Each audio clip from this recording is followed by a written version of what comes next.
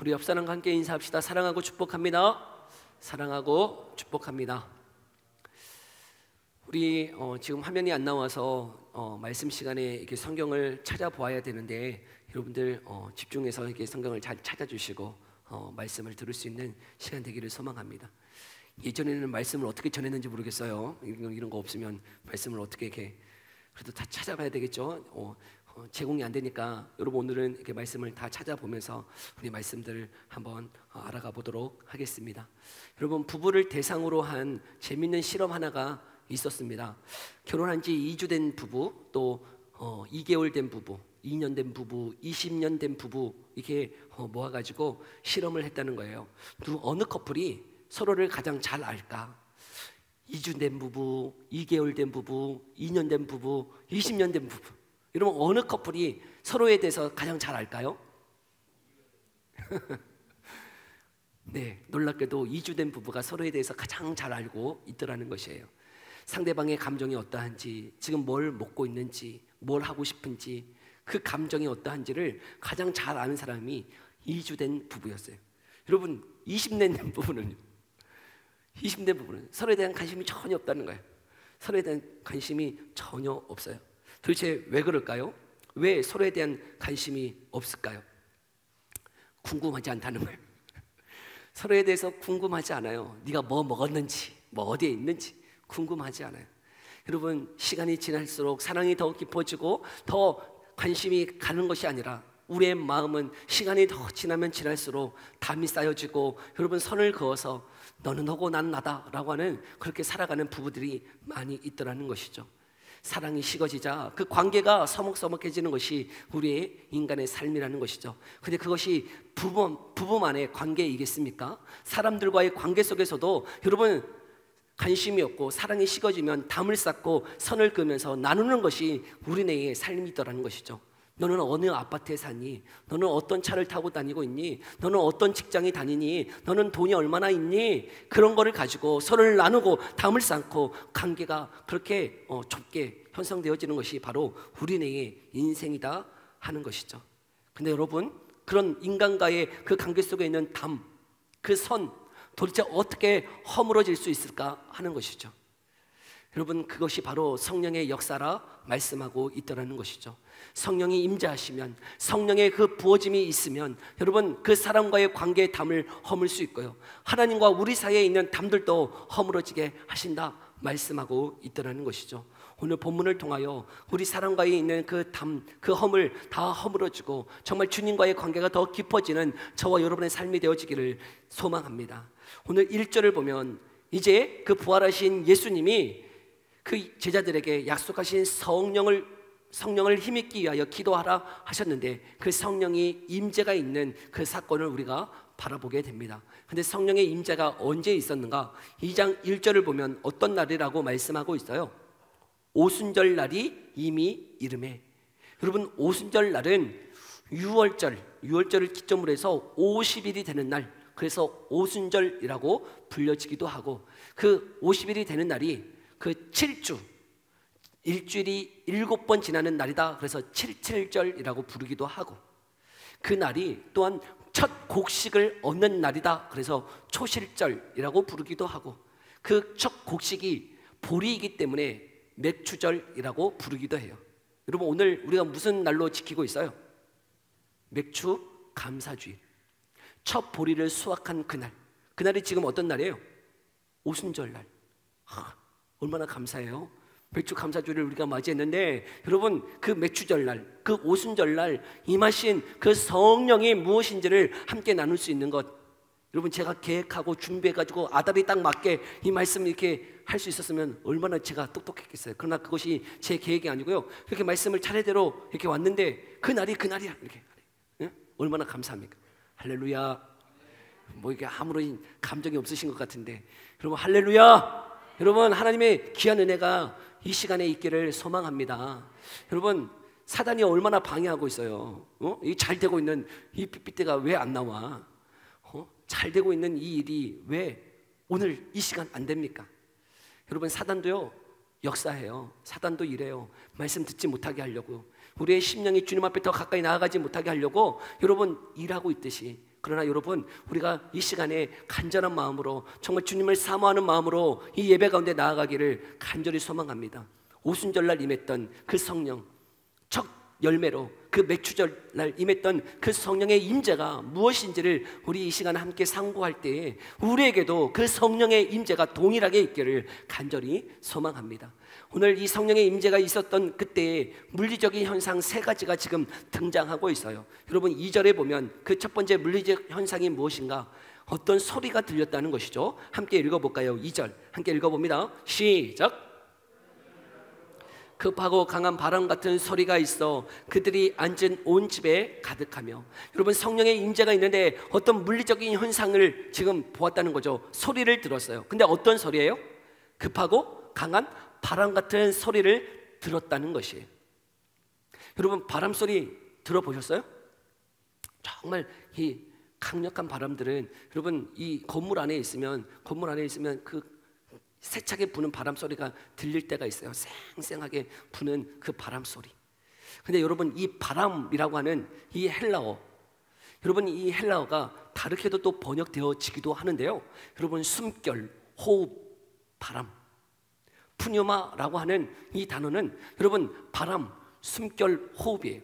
근데 그 바람, 이 바람이, 호흡이라고 하는 이 바람이 여러분, 구약 때는 또 어떤 단어로 사용되어지냐면 루아흐라고 하는 단어예요. 루아흐. 여러분, 이 바람, 숨결, 호흡 어디서 들어보지 않았어요? 하나님이 여러분 사람을 지으시고 그 코에 뭘 넣으셨어요? 생기, 바람, 하나님의 숨결을 불어 넣으셨단 말이죠. 우리 창세기 2장 7절인데요 함께 찾아볼까요? 창세기 2장 7절이에요 이게 손가락 끼고 창세기 2장 7절 함께 읽어볼까요? 시작. 여호와 하나님이 땅의 흙으로 사람을 지으시고 생기를 그 코에 불어 넣으시니 사람이 생명이 되니라. 아멘. 하나님의 그 숨결, 하나님의 호흡, 하나님의 바람이 사람의 코에 불어 넣으시자 어떻게 되었어요? 생명, 살아있는 존재가 되었다 말씀하고 있더라는 것이죠. 여러분, 하나님의 숨결이 불어지면, 하나님의 바람이 불어지면 여러분, 이 숨결, 생기, 바람, 이 단어 푸누마, 그리고 르아흐라고 하는 이 단어는 하나님의 영으로도 쓰여지는 단어이기도 해요. 여러분, 하나님의 영이 우리 가운데 불어오면, 하나님의 바람이 불어오면, 하나님의 숨결이 불어오면 어떻게 되어지는 거예요? 살아있는 존재가 되어지더라는 거예요. 여러분, 여기 있는 살아있는 존재, 생명이라고 하는 이 단어는 그냥 움직이는 생명체가 되었다라고 하는 단어는 아니에요. 여러분, 이 살아있는, 성경에서 살아있다라고 하는 것은 누구와의 관계가 회복되어져 있는 거예요? 하나님과의 관계가 회복되어져 있는 그 상태. 마치 물고기가 어디에 있을 때 살아있는 거예요? 물 속에 있어야 살아있듯이 여러분, 우리는 누구 안에 있을 때 살아있는 존재가 되는 거예요? 하나님 안에 있을 때 살아있는 존재가 되는데 여러분, 우리 안에 그 하나님의 숨결, 하나님의 바람이 불어와야만 살아있는 존재가 되어졌다라고 말씀하고 있어요. 그래서 이 말씀이 에스겔 37장에 가면 또 어떻게 말씀하고 있는가 보면, 여러분, 에스겔 37장은 마른 뼈의 환상이에요. 그 에스겔이 마른 뼈의 환상을 보는데요, 여러분, 그 마른 뼈다구들이 막 있는 거예요. 근데 그 마른 뼈가 무슨 의미입니까? 에스겔이 이렇게 물어볼 때 하나님이 가르쳐 주세요. 이 마른 뼈는 이스라엘 백성들이라는 거예요. 여러분, 이 이스라엘 백성들 포로로 붙잡혀 왔는데 지금 그 붙잡혀온 그들에게 들려진 소식이 무엇이냐면 그 예루살렘이 파괴되어지고 성전이 다 무너졌다는 소식을 들었어요. 바벨론 포로로 끌려왔을 때 그들은 다시금 돌아갈 것이라고 생각했는데 여러분, 성전이 파괴되어지고 예루살렘이 완전히 멸망했다는 소식을 듣자 그들이 그 소망이 다 사라졌다는 거예요. 그들이 절망 가운데 있었어요. 마치 마른 뼈다귀와 같은 그런 심정이었다는 것이죠. 그런데 그런 마른 뼈와 같은 그들에게 하나님이 말씀하세요. 생기를 넣으라고 말씀하고 있는 거예요. 대원케 하라는 거예요. 우리 한번 찾아볼까요? 에스겔 37장 9절의 말씀이에요. 에스겔 37장 9절 함께 읽어봅시다. 시작. 또 내게 이르시되 인자야, 너는 생기를 향하여 대언하라. 생기에게 대언하여 이르기를 주 여호와께서 이같이 말씀하시기를 생기야, 사방에서부터 와서 이 죽음을 당한 자에게 불어서 살아나게 하라 하셨다 하라. 아멘. 여러분, 주님의 생기가 불어오면, 주님의 숨결 바람이 불어오면 죽었던 자가 마른 뼈와 같은 그런 자들이 어떻게 되어지는 거예요? 소생케 되어진다는 거예요. 살아나게 되어지더라는 것이죠. 여러분, 그 바람이 지금 어디에서 불어오고 있는 거예요? 성령이 임재하실 때, 여러분, 그 제자들 가운데, 기도하는 그 가운데 있는 그 제자들에게 간절히 그 성령의 임재를 구하고 있을 때 성령의 바람, 성령의 숨결이, 성령의 영이 그들 가운데 불어왔다는 것이죠. 전에 사는 성도 여러분, 성령의 바람이 우리 가운데도 불어오기를 소망합니다. 사방으로부터 주의 숨결이, 주의 살아있는 그 영이 우리 가운데 불어와서 여러분, 아무 소망 없는 중국 같은 우리의 영혼이 소생케 되어지고 주님 안에서 살아있는 존재로 살아갈 수 있는 저와 여러분 되어지기를 간절히 소망합니다. 두 번째, 여러분, 성령의 임재가 있을 때 어떤 물리적인 현상이 보여지는가? 오늘 본문 3절인데요 여러분, 사도행전 2장 3절 함께 읽어봅시다. 시작. 마치 불의 혀처럼 갈라지는 것들이 그들에게 보여 각 사람 위에 하나씩 임하여 있더니, 여러분, 바람의 소리만 들렸던 게 아니고 또 보았더니 무엇을 보았다는 거예요? 각 사람 위에 뭐가 있어요? 불의 혀처럼 불이 임한 것이 보여지다는, 각 사람 위에 여러분 불이 막 임하여 있는 거예요. 여러분, 불이 임하면 타야 돼, 안 타야 돼? 여러분, 불이 임하면 타야 돼, 안 타야 돼요? 타야 됨에도 불구하고 안 타고 불이 임하여 있는, 근데 타지 않는, 소멸되지 않는 불이 각 사람 위에 다 임하여 있다는 것이죠. 여러분, 소멸하지 않는 불, 그리고 모든 것을 태워버리지 않는 그 불, 그 불이 처음에 어디에 등장하고 있을까요? 어디에서? 여러분, 그 출애굽기에 보면 모세가 떨기나무 아래서 그 불을 보았어요. 여러분, 그 떨기나무 아래 분명히 불이 임했는데 그 불이 태우진 않고, 여러분, 강력한 불이 그곳에 있다는 거죠. 모세가 그 불을 보았어요. 얼마나 놀랐는지 몰라요. 여러분, 그 불의 의미가 뭘까요? 그 임하신 불의 의미가 무엇인지, 여러분, 세례 요한이 예수님에 대해서 이야기할 때 이렇게 이야기하고 있는데요. 우리 누가복음 3장으로 가볼까요? 누가복음 3장 16절에서 17절. 누가복음 3장 16절 17절. 세례 요한이 예수님이 어떤 분이신지를 이렇게 대언하여 이야기하고 있어요. 한번 읽어봅시다. 누가복음 3장 16절 17절이에요. 함께 읽어봅니다. 시작.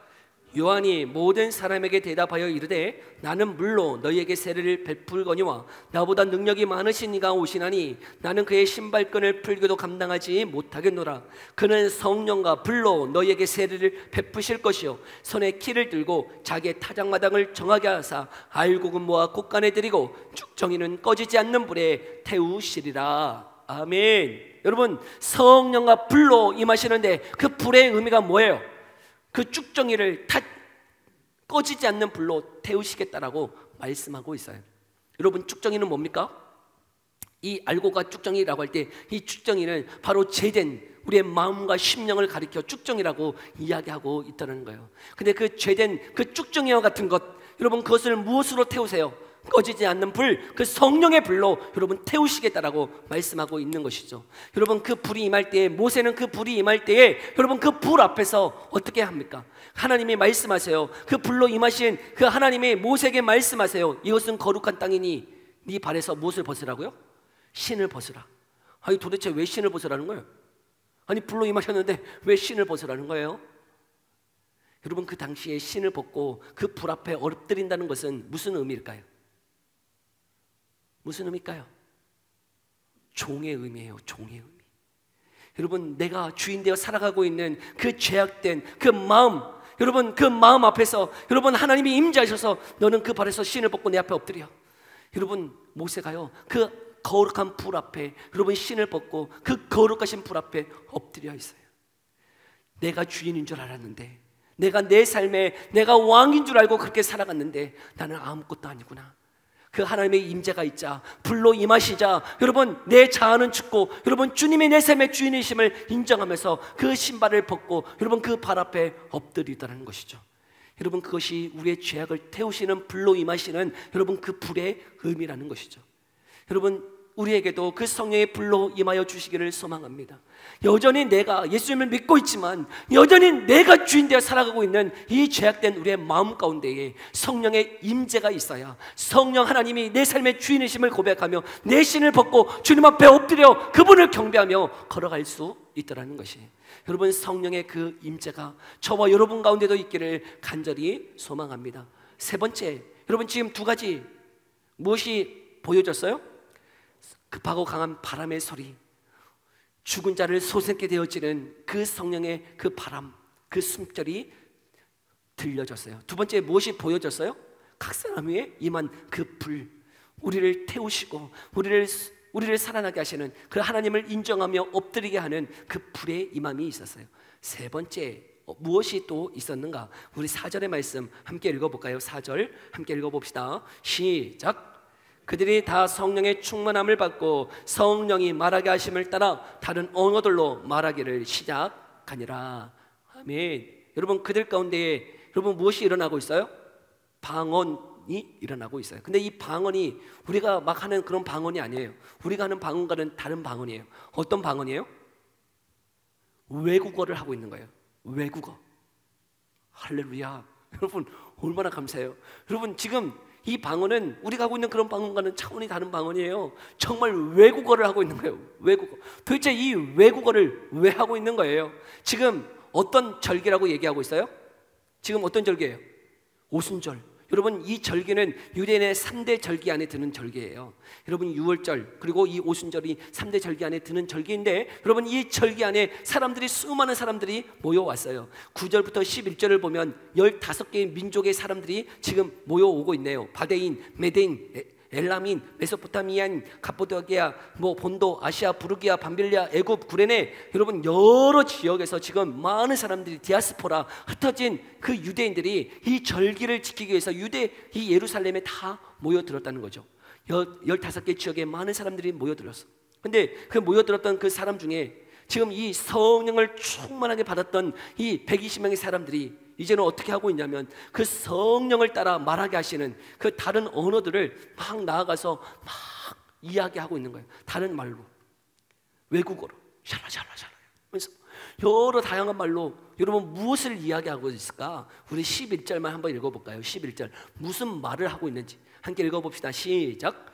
그레데인과 아라비아인들이라 우리가 다 우리의 각 언어로 하나님의 큰 일을 말함을 듣는도다 하고, 하나님의 큰 일, 그 하나님의 큰 일은 어떤 일이겠어요?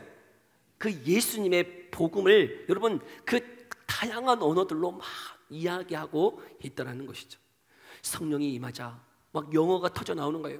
중국어가 터져 나오는 거예요. 일본어가 터져 나오는 거예요. 러시아가 막 터져 나오는 거예요. 스페인어가 터져 나오는 거예요. 막 다양한 언어들로 막 사람들이 각자의 언어들로 그 하나님의 큰 일, 복음의 큰 일을, 예수님이 우리를 위하여 십자가에 죽으시고 부활하시며 그분을 믿음으로 우리의 죄사함을 받는다라고, 구원함을 받는다라는 것을 막 전하는 하나님의 큰 일을 막 듣게 되어졌다는 것이죠. 여러분 그 일이 왜 이렇게 중요한 걸까? 지금 성령이 충만하게 임하자 지금 이 방언을 말하는 이 일이 왜 중요한가? 여러분 원래 언어는 하나였다는 것이죠. 우리 창세기 11장 1절을 한번 볼까요? 창세기 11장 1절. 우리 창세기 11장 1절 우리 몇 번 볼 건데 1절만 함께 읽어봅시다. 1절 함께 읽어봅니다. 시작. 온 땅의 언어가 하나요 말이 하나였더라. 아멘. 여러분 이 땅의 언어가 여러 개가 원래 아니었어요. 원래는 뭐예요? 하나였다는 거예요. 하나였어요. 그래서 그들이 다 말이 통하는 사람들이었어요. 그런데 그들이 말이 통하는 그때 어떤 일을 하고 있습니까? 그들이 흩어짐을 면하자 그러면서 높이 하늘을 닿는 높은 탑을 쌓고 있었어요. 성을 짓고 있었어요. 여러분 이것은 하나님의 뜻을 거역하는 거예요. 하나님의 뜻은 무엇이냐면 온 땅에 충만하는 것이에요. 흩어져서 온 땅에 충만하기를 원하시는 것이 하나님의 뜻인데, 여러분 그들은 스스로 자신의 성을 높이 쌓으면서 하나님의 진노를 거스리고 하나님의 사역을 거스리고 자신의 뜻을 위하여 살아가고 있는 모습이었다는 것이죠. 그 죄악된 모습. 그러자 하나님은 어떻게 하신 거예요? 그들의 언어를 흩어 버리셨다는 거예요. 우리 4절의 말씀 한번 볼까요? 4절 함께 읽어봅시다. 시작. 그 탁 꽃대기를 하늘에 닿게 하여 우리 이름을 내고 온 지면에 흩어짐을 면하자 하였더니, 그러자 하나님이 어떻게 하십니까? 우리 7절 함께 읽어봅시다. 7절 시작. 자, 우리가 내려가서 거기서 그들의 언어를 혼잡하게 하여 그들이 서로 알아듣지 못하게 하자 하시고. 아멘. 여러분, 이 죄악된 마음 때문에 하나님이 심판하시고 저주하시는 그 내용이 바로 언어를 혼잡게 하셨다는 것이죠. 그들이 죄악된 그 마음으로 하나님의 사역을 거슬려서, 하나님의 진노를 거슬려서 살아가려고 하는 그 죄악된 마음 가운데 하나님이 진노하심으로 심판하셔서 언어가 여러 언어들로 이렇게 사용하게 되어졌다는 거예요. 그런데 여러분, 언제 이 언어가 하나로 통일되고 있는 거예요? 성령이 임하자. 여러분, 성령이 임하자 그 언어의 장벽을 뛰어넘어서 하나님의 큰 일을 전하는 놀라운 역사가 지금 성령이 충만하게 임하는 그 가운데에 일어나게 하셨다는 것이죠. 여러분, 저주를 축복으로 바꾸어 주시는 것이에요. 나누어졌던 그 마음들을 성령께서 하나 되게 하시는 거예요. 주의 복음을 통하여 여러분, 그 나누어져 있는 그 마음들이, 말들이, 소통들이 하나 되게 하시고 하나님의 그 일들을 바라볼 수 있도록 하셨다는 것이죠. 무엇을 통해서요? 성령을 통해서 말이죠. 여러분, 이 성령이 우리 사람 가운데 있는 나누어져 있는 그 언어와 같이 나누어져 있는 담, 그 선, 그것들을 헐게 하시고요, 사랑하게 하세요. 하나 되게 하세요. 연합게 하세요. 한 마음을 품게 하시더라는 거예요. 여러분, 한 마음을 품을 수 있는 것은 여러분 성령의 임재가 있어야, 여러분 성령 안에서 우리가 한 마음을 품고 걸어갈 수 있는 줄 믿습니다. 여러분, 이 세 가지의 현상, 그런데 이 세 가지 현상 가운데 여러분 4절에 보면 그것을 뭐라고 말씀하고 있냐면, 오늘 본문 2장 4절을 보면 성령의 충만함을 받았다라고 말씀하고 있다는 것이죠. 여러분, 우리가 주목해야 되는 것은 이 말씀이에요. 지금 그들은 무엇을 받았다고요? 성령의 충만함을 받았어요. 여러분, 이전에는 이런 충만함을 받은 적은 없어요. 성령에 이렇게 충만하게 부어진 적이 없단 말이죠. 그러나 전에도 얘기 드렸지만 지금 이 120명의 제자들, 여러분, 이 120명의 제자들 성령의 임재가 있어요, 없어요? 있다고요. 여러분, 지금 모여서 기도하고 있는 이 120명의 이 제자들은 성령의 임재가 있기 때문에, 여러분 예수님을 믿고 있기 때문에 지금 무엇하고 있는 거예요? 그 하나님의 뜻을 따라서, 예수님의 말씀을 따라서 기도하고 있는 그 일에 순종할 수 있어요. 여러분, 예수님을 믿는 것 우리의 힘으로 하는 게 아니에요. 예수님을 믿고 의지하는 것 우리의 힘으로 하는 게 아니에요. 성령의 은혜가 있어야 되더라는 거예요. 성령의 임재가 없이는 예수님을 구주라고 고백할 수 없어요. 고린도전서 12장 3절에 성령이 아니고는 예수를 주라 할 수 없다라고 분명히 말씀하고 있어요. 근데 지금 120명의 이 제자들은 그 성령의 임재가 있었던 거예요, 없었던 거예요? 있기에 예수를 구주로 고백하고 그분의 말씀에 순종하고 지금 기도하고 있다는 거예요. 그러나 그들은 아직까지는 무엇은 경험해 보지는 못했어요? 성령의 충만은 경험하지 못했어요. 아직까지 성령의 충만, 여러분 충만이라고 하는 게 뭡니까? 이 컵이 있는데 여러분, 이 컵에 지금 물이 충만해요, 안 충만해요? 예? 제가 지금 마셨잖아요. 한 모금 마셨잖아요. 충만해요, 안 충만해요? 안 충만하지. 안 충만해. 그래도 여러분, 물은 있어요, 없어요? 있어요. 물은 있어. 물은 있는 상태예요. 다 마시지 않았잖아요. 한 모금 마셨잖아요. 여러분, 다 있진 않아. 충만하진 않아. 있긴 있어. 여러분, 여기에도 예수님을 믿는다. 예, 예수님을 믿는다는 것은 우리 안에 성령의 임재가 있어요, 없어요? 있어요. 네, 예수님을 믿는다는 것은 여러분, 우리의 중생이 있어야 돼요. 거듭남이 있어야 돼요. 그게 성령의 은혜가 없이는 예수를 구주로 고백할 수 없어요. 네, 더 많은 이야기를 하고 싶지만 여기까지. 네, 예수님을 구주로 고백한다는 것, 그것은 중생 없이는, 성령의 거듭나게 하시는 역사 없이는 예수를 구주라고 고백할 수 없어요. 그러나 여러분, 성령의 임재가 있다 그래서, 성령의 임재가 있다 그래서 그 충만함을 다 누리고 있느냐? 그렇지는 않단 말이에요. 여러분, 베드로를 기억해 보세요. 베드로, 여러분, 그 베드로가 주님을 따라다니고 있을 그때에 그는 성령의 임재가 있어서 그 주는 그리스도시요 살아계신 하나님의 아들이십니다라고 믿음의 고백은 했지만, 그리고 또 어떤 고백도 해요. 주님이 죽는 그 자리에 나도 가겠다고, 나도 생명을 바쳐 주님 죽겠노라고 고백하고 있지만 그 고백대로 살아요, 못 살아요? 못 살아요. 왜 못 살아요? 여러분, 왜 못 삽니까? 성령의 임재가 있고 주님의 말씀이 있고 제자임에도 불구하고 왜 그 고백대로 살지 못하냔 말이에요. 그렇게 살 능력이 우리 가운데 없어요. 여러분, 우리 힘으로 주님의 말씀을 따라가고 순종할 수가 없다란 말이에요. 그러하기에 여러분, 그 제자들에게 지금 무엇 받기를 기도하라고 말씀하고 있는 거예요? 성령의 충만을 위해서 기도하라는 거예요. 충만을 위해서. 여러분, 그 성령이 충만하자 어떻게 되어지는 거예요?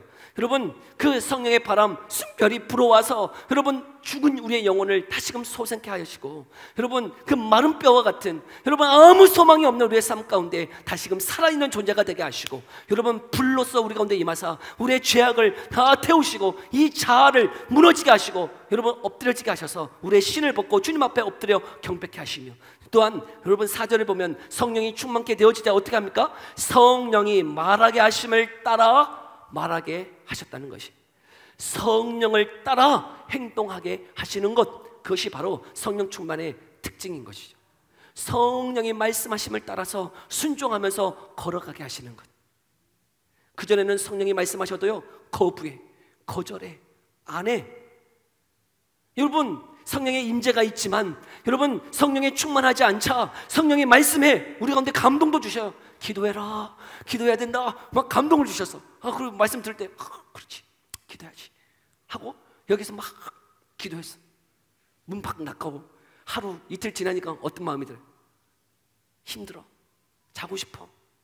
기도해봤자 마음이 너무 힘들고, 기도해봤자 막 아무런 변화도 없고. 그러니까 여기서는 성령이 감동도 주셔. 기도해야지, 그렇지, 기도해야지 살 수 있지. 근데 이 문 밖을 다 그 성령의 감동하심을 까먹더라는 거죠. 그런데 성령이 충만하면 어떻게 되어지는 거예요? 충만하면 기어코 나오는 거예요. 기어코 나오고 기도하는 거예요. 그 주님의 말씀으로 여러분 기도하면서 몸부림쳐 걸어가더라는 거죠. 그게 뭐라고요? 성령의 충만인 거예요. 전에 사는 성도 여러분, 저와 여러분이 그 성령의 충만을 추구하며 나아갈 수 있기를 간절히 소망합니다. 내 성령의 임재로만 머물러 있지 마세요. 여러분, 성령의 임재가 있지만, 그래서 예수님을 믿는다고 고백은 하지만 그 삶 가운데요 아무런 능력이 없어요. 아무런 역사가 없어요. 근데 우리 소망하잖아요. 목사님, 정말 저 권사님들처럼 나 정말 주님의 말씀 따라 살아가고 싶어요. 정말 주님의 능력 힘입어서 걸어가고 싶어요. 나도 담대하게 그렇게 살아가고 싶어요. 그럼 뭐 하시면 돼요? 기도하시면 돼요. 여러분, 성령의 충만을 받으면 돼요. 여러분, 이 성령의 충만은 이 제자들에게만 주시는 거예요? 아니면 우리에게도 주실까요? 우리에게도 주세요. 그것을 무엇으로 알 수 있냐면, 지금 여러분 이 성령의 임재가 어느 날에 임했다고요? 지금 오순절은 여러분 첫 열매를 거두는 또 무슨 날이라고 했어요? 초실절. 첫 열매를 거두는 초실절이에요. 이거는 지금 첫 열매예요. 첫 열매. 여러분, 첫 열매가 났어요. 그러면 다음에는 열매가 나요, 안 나요? 계속 열매가 안 나요? 나요? 나죠.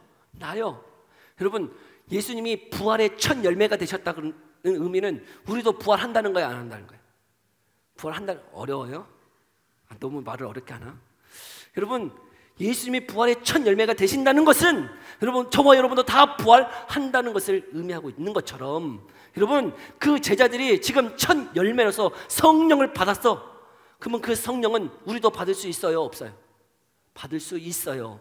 그게 지금 첫 열매로서 제자들에게 보여주고 있는 거예요. 그런데 여러분 예수님을 믿었던 그 성령의 세례, 그 성령의 첫 임재, 그걸 성령 세례라고 하는데, 성령 세례, 여러분 첫 임재하는 성령의 세례는 우리가 강구해서 받았나요? 아니면 주님이 독단적으로 강권적으로 역사하셨나요? 많은 사람들, 여러분 주님이 강권적으로 역사해요. 죽었던 우리가 주님 앞에 성령을 강구하지 못해요. 여러분, 이미 죽은 영혼들이 무슨 성령을 강구해요? 여러분, 죽은 영혼들은 성령을 강구할 수 없어요. 주님께서요 강권적으로 우리를 중생케 하세요. 거듭나게 하세요. 그래서요 주님을 믿도록 은혜를 베풀어 주세요. 우리가 기도하지 않았지만, 우리가 구하지 않았지만 독단적으로 주님께서 은혜를 베풀어 주세요. 은혜를 베풀어 주셔. 그래서 성령 받았어요. 그래서 예수님을 믿을 수 있도록 해주셨어요. 예수님을 믿어요. 믿어. 근데 거기에 머물러 있지 않고 이제는 무엇을 추구하라고요? 성령의 충만을 추구하라고 말씀하고 있는 거예요. 여러분, 그것이 그 제자들의 모습 속에서 보여지고 있는 거예요. 제자들의 모습을 보라는 거예요. 그들에게 구할 때 성령을 부어주셨듯이 저와 여러분도 구하면 어떻게 해주세요? 성령 부어주시겠다고 약속하고 있는 거죠. 첫 열매로서 오순절날 그들에게 그 성령 부어주셨다면 우리도 어떻게 한다고요? 부어주신단 말이에요. 언제요? 기도할 때. 여러분, 제자들도 뭐 할 때 성령 받았어요? 기도할 때 성령을 받았어요. 여러분, 그러면 우리는 뭐 다른 거 하면 성령 받아요? 아니요, 다른 방법이 없어요. 기도할 때 받는단 말이죠. 우리 누가복음 11장 13절 한번 볼까요? 누가복음 11장 13절 함께 읽어봅시다. 시작. 너희가 악할지라도 좋은 것을 자식에게 줄 줄 알거든 하물며 너희 하늘 아버지께서 구하는 자에게 성령을 주시지 않겠느냐 하시니라. 아멘. 여러분, 성령을 언제 주세요? 구할 때. 여러분, 구할 때 주님이 주시겠다라고 약속하고 계세요. 그 주님을 사모하십니까? 그 성령의 임재를 사모하십니까? 여러분, 지금 내 상황이 정말 마른 뼈와 같고 정말 내 삶이 죽은 것 같은 인생이라면 여러분 기도하십시오. 성령의 그 충만을 위해서 기도하십시오. 마른 뼈와 같은 우리의 인생이 정말 하나님의 군대가 되어지고 다시금 송색게 되어지는 것은 다른 거 없어요. 주의 성령이 임재하셔서 우리를 충만하게 인도하여 주셔서 정말 성령의 충만함으로 여러분 우리의 영혼이 소생게 되어져야만 여러분 살아날 수 있다는 것이죠. 여러분, 우리가 어떻게 주님의 뜻 가운데 여러분 주님의 뜻을 쫓아 걸어갈 수 있습니까? 성령이 말하게 하심을 따라 우리가 그렇게 말을 하며 주님의 복음을 담대하게 전할 수 있습니까? 성령의 충만함 없이는 여러분 성령을 따라 행할 수도 없고 성령이 말하게 하심을 따라 말할 수도 없고 성령의 그 복음을 전할 수도 없더라는 것이죠. 여러분, 성령을 받았던 이후의 베드로의 모습을 우리가 이제 다음 주에 볼 텐데요. 여러분, 그의 인생이 완전히 바뀌어졌어요. 베드로에게 성령이 임했어요. 여러분, 충만하게 임하자 이전에는 여러분 말만 나 주님이 죽으면 나도 그 차례에 가겠다라고 말만 나불거렸는데 여러분, 나부그렸던 그 베드로가 이제는 그 삶으로 그렇게 살아가더라는 거예요. 죽음이 몰려와도 그 위협이 있더라도 감옥에 갇히더라도 담대하게 주의 복음을 전하는 자로 바뀌어졌어요. 여러분, 도대체 무엇이 그를 그렇게 바꾸어 주었나요? 성령의 충만함이에요. 성령의 충만.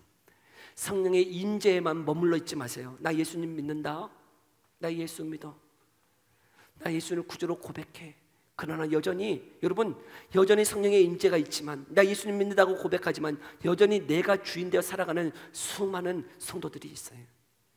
여전히 내 뜻대로 살아가요. 내 의지대로 살아가요.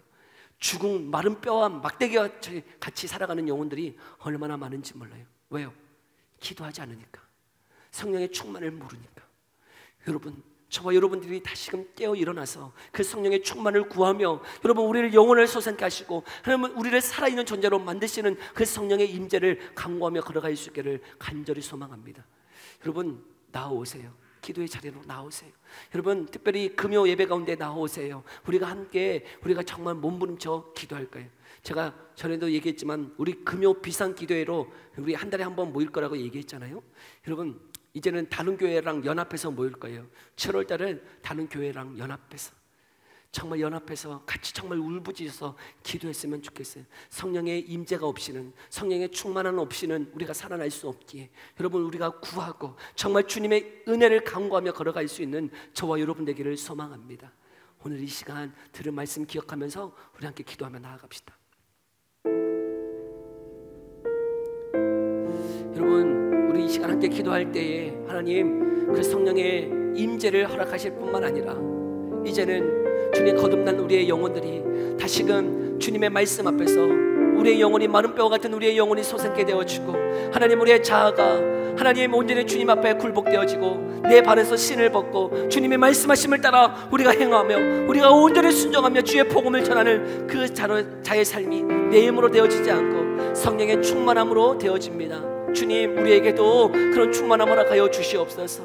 기도의 자리로 나아가게 하여 주시고, 하나님 우리가 강구할 때에 하나님 그 제자들에게 주셨던 그 성령의 충만함 우리에게도 허락하여 주시사 하나님 우리의 삶이 주 안에서 복되고 아름다운 삶이 되어지도록 은혜 베풀어 달라고 우리 이 기도 제목 가지고요 우리 함께 기도하며 나아갑시다. 기도하겠습니다.